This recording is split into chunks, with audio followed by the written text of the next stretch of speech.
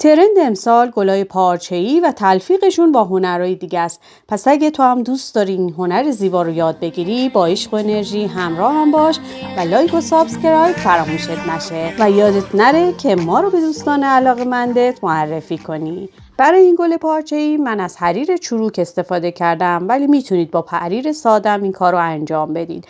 به این صورتی که میبینید یک سمت حریرمو اول چینکش کردم و با استفاده از اتو پلیسه کردم. بعد کوکو در آوردم و حالا به اندازه 10 سانت جدا کردم و از وسط تا زدم و البته قبلش فندک گرفتم. به این صورت ببینید دلا کردم و حالا دلایه رو با هم دیگه چینکش میکنم. برای این مدل گل فانتزی میتونید به این صورت یا این پلیسه هایی که درست کردین رو به این صورت روی هم قرار بدید. دو تا از این پلیسه ها رو یا به صورت تکی براشون مرکز درست بکنید و یا به این صورت روبروی هم قرار بدید و مرکز رو بدوزید. به چند مدل اینا رو درست بکنید و بعد روی لباس یه چیدمان زیبا داشته باشید. به مدل های مختلف همینطوری که توضیح دادم گلتون رو مونتاژ بکنید و پارچه زیری هم از همون حریره. برای مرکز گلمون هم از هر نگین یا کریستالی که دارید میتونید استفاده کنید یا حتی مروارید. ببینید از نگینای 7-8 میل من دارم استفاده میکنم، از کریستال سایز 6، سایز 8، سایز 4، از پولک و منجق به این صورت کار کردم و مرکز گلامون رو به این صورت پر میکنیم. یه مقداری میتونیم روی این قسمت ها بریم که یه چیدمان شلوغ و به اصطلاح فشنی داشته باشیم.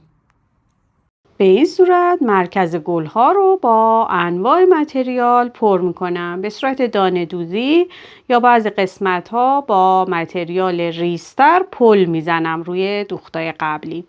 ببینید به این صورت. حالا یه تعدادی هم دوخت پولک و منجق به صورت یک درمیون انجام میدم روی قسمت گلبرگ ها به این صورت. یعنی یه پولکی منجق وارد میکنم حدود 4-5 تا و روی گلبرگ ها میزنم. حالا گل هام آماده میشه و میتونم از داخل حریر زیری جداش بکنم. برای برگ ها یا اسپیرال ها به این صورت یه خطوطی به عنوان ساقه طراحی میکنم و بعد میام اینو با انواع متریال پرش میکنم. ببینید بازم از دوخت کریستال سایز 4 و 6 استفاده میکنم. تعدادی دوخت پولک و منجق به صورت ایستاده یا پولک دوزی ساده به این صورت که یه پولک و یه منجق وارد میکنم. با منجق هم کاری ندارم و از داخل پولک رد میشم به این صورت که دیدید و کریستالام که به صورت تک تک دوخته میشه و از دوخت پولک دوزی ایستادم باز استفاده میکنم به این صورت که 4-5 تا پولک و منجق به صورت یک درمیون وارد سوزن میکنم، مثل دوختی که توی گلبرگ ها زدیم و باز به صورت برجسته میریم داخل پارچه و تعدادی هم با منجق پل میزنم روی دوخت های قبلی.